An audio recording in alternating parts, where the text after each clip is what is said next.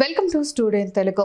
దళిత వాడల్లో శ్రీవారి ఆలయంతో పాటు వేద పాఠశాల అలాగే ఉచిత ఆసుపత్రులను నిర్మించాలని మాజీ మంత్రి డొక్కా మాణిక్య వరప్రసాద్ టీటీడీని కోరారు. నైవేద్య విరామ సమయంలో కుటుంబ సభ్యులతో కలిసి శ్రీవారిని మాజీ మంత్రి డొక్కా మాణిక్య వరప్రసాద్ దర్శించుకున్నారు. దర్శనం అనంతరం ఆయన మీడియాతో మాట్లాడుతూ శ్రీవారి భక్తులకు ఎలాంటి ఇబ్బంది కలగకుండా స్వామివారి వార్షిక బ్రహ్మోత్సవాలను టీటీడీ ఘనంగా నిర్వహించిందన్నారు. అందుకు టీటీడీ అధికారులకు సిబ్బందికి ప్రత్యేక ధన్యవాదాలు తెలిపారు.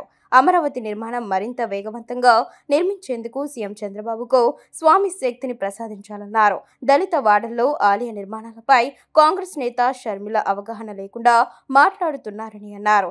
ఇలాంటి వ్యాఖ్యలు చేసేటప్పుడు ఆలోచించి మాట్లాడాలన్నారు. కలియుగ దైవం శ్రీ వెంకటేశ్వర స్వామి దర్శనం ఈరోజు చాలా బ్రహ్మాండంగా జరిగింది. ఆలయ కార్యక్రమ నిర్వాహకులు మాకు దర్శన కార్యక్రమం చాలా అద్భుతంగా కలిగించారు. బ్రహ్మాండంగా జరిగింది. మన వరకు బ్రహ్మోత్సవాలు చాలా గొప్పగా జరిగాయి.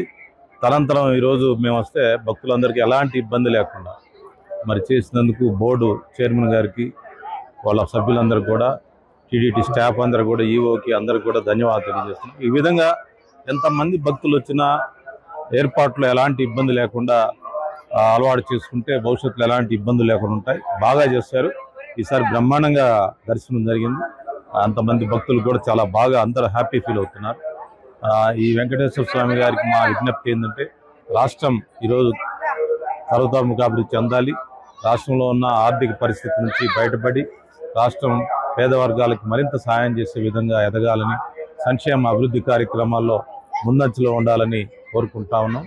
అదేవిధంగా అమరావతి నిర్మాణాన్ని తొందరగా వేగవంతంగా పూర్తి చేసే విధంగా ప్రభుత్వానికి సహాయం చేయమని కూడా ఆ స్వామివారిని నేను కోరుకుంటాను.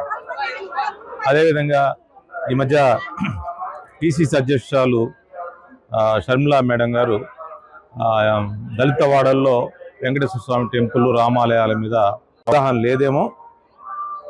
చాలా కాలంగా టీడీటీ ఫండ్స్తో టీడీటీ వారు రామాలయాలని, వెంకటేశ్వరాలని దళిత వాడల్లో కడుతున్నారు. స్వామిని దళిత వాళ్ళు దగ్గర చేయాలనేది వాళ్ళ సంకల్పం. అది మంచి ఆలోచన, బాగా వెళ్తుంది. అయితే నా మనవి ఏంటంటే, బోర్డుకి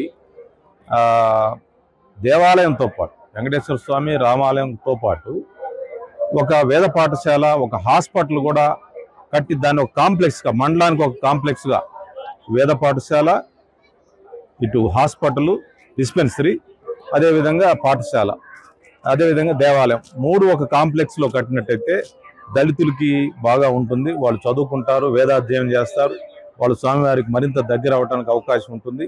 కాబట్టి టీడీటీ ఆ విషయంలో ఒక స్టెప్ ముందుకెళ్ళి దేవాలయాలకు కాకుండా పాఠశాల, వేద పాఠశాల, హాస్పిటల్ కూడా కడితే బాగుంటుందని నా మనవి. షర్మిలా గారికి దాని మీద అవగాహన లేదు. వాళ్ళ అన్నగారికి, జగన్ గారికి అయితే అసలు అవగాహన లేదు. అతనికి, జగన్ గారికి ఏంటంటే దోచుకోవడం తప్పితే ఇంకో వేరే వాళ్ళు దోచుకోవటం, ఆ బెంగళూరులోనూ తాడేపల్లిలో దాచుకోవడం తప్పితే అతనికి వేరే తెలియదు. వాళ్ళకి అసలు ఈ సాంప్రదాయాలు ఇవన్నీ ఏం వాళ్ళకి తెలియదు. కనుక టీటీడీ బోర్డుకి, రాష్ట్ర ప్రభుత్వం విజ్ఞప్తి ఏంటంటే, దళిత వాడల్లో దేవాలయాలు కట్టడానికి స్వాగతిస్తున్నాం. అయితే వేద పాఠశాలలు, హాస్పిటల్ కూడా కలిసి ఉంటే దళితులకి మరింత సౌకర్యవంతంగా, దేవుడికి మరింత దగ్గర అవుతారని మా మనవి.